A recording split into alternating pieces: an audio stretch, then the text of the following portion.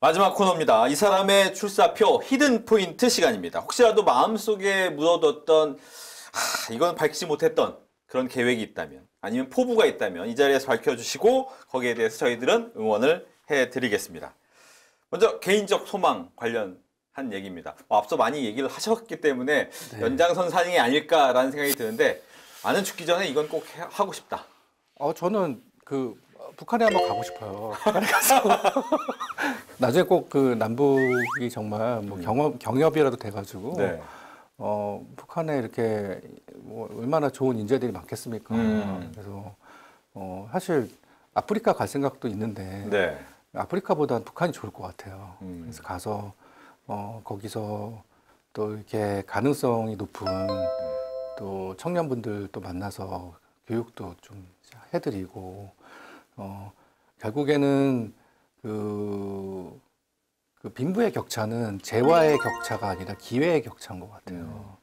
그래서 이런 더 많은 좀 기회를 가지고 네. 성장하실 수 있는 그런 좀 역할을 할 수 있으면 좋겠다. 그게 제 개인적인 소망이고요. 네. 네. 또 우리나라에서 좀 드물게 IT 분야에서 신경 다양성 개념을 도입했다. 그걸 또 네. 핵심 경쟁력으로 삼고 있다. 네. 라고 들었는데 신경 다양성 개념이 뭡니까? 신경 다양성이라고 하는 거는 저희가 자폐장애인 특히 만나면서 그걸 개념을 알게 됐는데 뭐 이런 거죠. 사실 저희가 자폐장애라는 게 결국에 이제 저희가 뇌 신경과 관련된 거고 그래서 저희가 신경 다양성에 따라서 어떤 사람은 조금 사물 중심으로 생각하고요. 어떤 사람은 조금 더 사람 중심으로 생각하거든요. 그래서 저희가 이렇게 선을 이렇게 그어보면 이쪽이 좀 사물 중심, 이쪽이 저희가 좀 이렇게 사람 중심이라고 생각하면 네. 저희가 사람 중심으로 생각하는 사람은 공감 능력이 되게 뛰어나다고 얘기해요. 그리고 굉장히 큰 뭐 저희가 뭐 EQ라고도 하죠. 네네. 그래서 굉장히 많이 이분 이런 거 뛰어나신 분들 저희가 많이 이렇게 인지를 해주죠. 리커그니션을 해주죠. 그래서 근데 이런 분들은 또 어떤 분들이 있냐면은 이런 분들한테 예를 들면 코딩을 해보라고 하거나 뭐 뭔가 분석적인 일을 하라고 하면 못 하세요. 방향이 다르죠. 완전 다른데 네. 이쪽에 사물 중심으로 생각하시는 분들은 사람에 대한 공감 능력은 많이 없으세요. 근데 사물을 보고서 분석하고 그거를 굉장히 디테일하게 보시는 능력 되게 뛰어나세요. 자폐장애는 사실 이쪽에 굉장히 사람을 중심으로 생각하시는 분들이세요. 그래서 이제 저희가 어떻게 보면 이제 예를 들면 저희 회사 직원분들 중에 어제 제가 지나가다 쥐를 봤어요. 그래서 쥐에 대해서 굉장히 분석적으로 얘기하세요. 쥐 눈이 몇 센치 정도로 보이고 꼬리는 몇 센치인 것 같고 뭐 비율을 따지면 꼬리와 몸과 얼굴의 비율이 몇 프로일 것 같고 쥐는 어디에 주로 살며 뭐 이런 얘기를 마치 저희 여러분들이 그 영화에 그 드라마 최근에 보신 고래에 막 네. 얘기하는 것처럼 그렇게 막 얘기를 해요.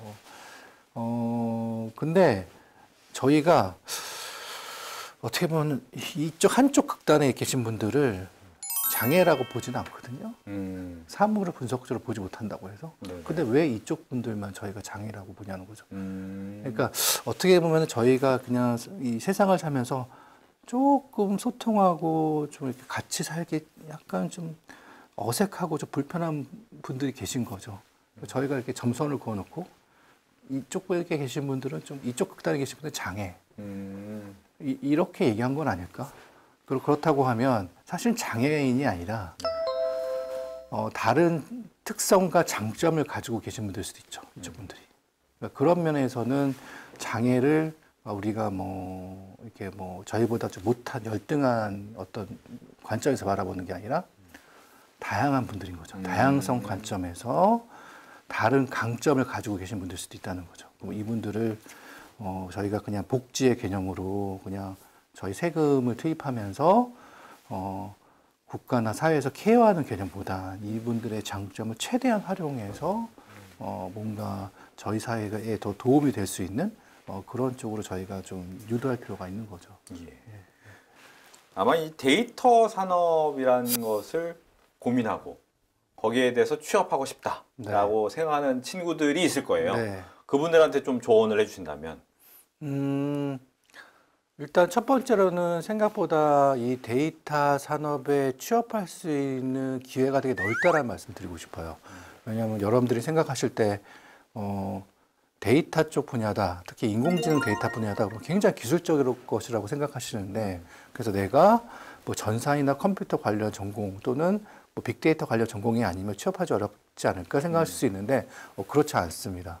그러니까 이쪽 분야도 되게 다양한 직무가 좀 생겨나고 있어요. 예를 들면 저희 같은 경우는 첫 번째로 이런 프로젝트들을 좀 매니지먼트하는 PM들도 PM은 이제 프로젝트 매니저. 예, 프로젝트 매니저 포지션이 지금 또 많이 필요하거든요. 근데 그런 분들은 오히려 뭐 너무 기술적인 뭐 지식을 가지고 계신 분들보다 결국에 주어진 시간과 또 그 리소스를 가지고 어떤 그 일정에 맞게 또 약속된 품질대로 납품하는 게 중요하기 때문에 다양한 이해관계자와는 소통하고 또 문제를 해결하는 능력이 필요하거든요. 그래서 그런 종합적인 사고가 필요하기 때문에 오히려 또 비전공자분들도 되게 잘할 수 있는 직무예요. 그래서 그런 것도 있고 또 제가 최근에 데이터 오퍼레이션 뭐 엔지니어라고 그래서 뭐 엄청나게 많은 다양한 데이터들이 막 저희 회사도 쌓이는데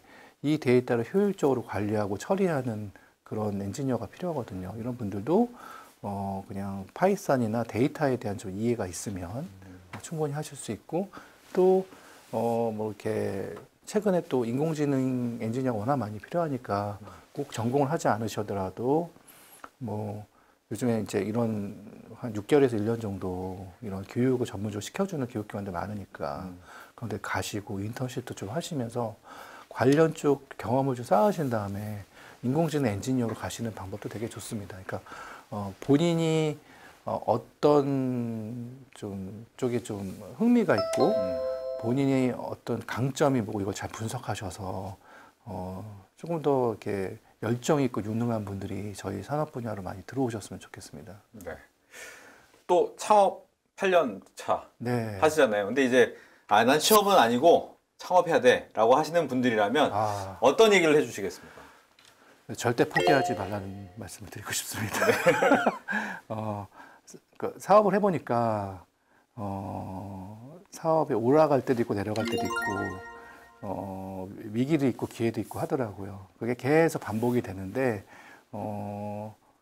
그 열심히 하고 준비를 잘하면 어느 순간 또 기회는 반드시 오는 것 같아요. 그래서 포기하지 않고 여러분들이 원하시고 생각하시는 바를 차근차근히 이뤄 나가시고 또 너무 남들하고 비교를 안 하셨으면 좋겠어요. 그러니까 사업하시는 분들이 어떤 회사는 훨씬 더 좀 느리게 가고요. 느리게 가다가 좀 크게 또 되는 회사도 있고 어떤 회사는 뭐 좀 더 빨리 가는 회사도 있습니다. 근데 그거는 다 또 뭐 여러 가지 그 사업하시는 분들의 어디 뭐 잘나서 못나서 그런 거는 또 아닌 것 같아요. 그래서 그런 면에서 너무 조급해하지 않으셨으면 좋겠다는 말씀 드리고 싶습니다. 네. 끝으로 장애를 가진 친구들 네. 또 장애 아동을 자식으로 갖고 있는 부모 입장에서 네. 아마 취업이나 이런 고민도 하실 거예요. 네. 이분들한테 또 한번 한 말씀 해주신다면. 장애인들이지만 요즘에는 정부나 각 비영리 기관에서도 이 장애인분들의 다양한 직무를 체험할 수 있는 여러 가지 프로그램이 되게 많거든요. 그래서 그 장애인 혹시 자녀분이 계시면 또 여러분들이 장애인이라면 그냥 집에만 계시지 마시고 좀 나가셔서 또는 좀 집에 계시더라도 요즘 원격으로 할 수 있는 경우도 있으니까 다양한 직무를 좀 체험해 보셨으면 좋겠어요. 체험하고 또 거기 그 직무에 현재 일하시는 분들도 만나보시고 하시면서 그런 사회적인 관계를 통해서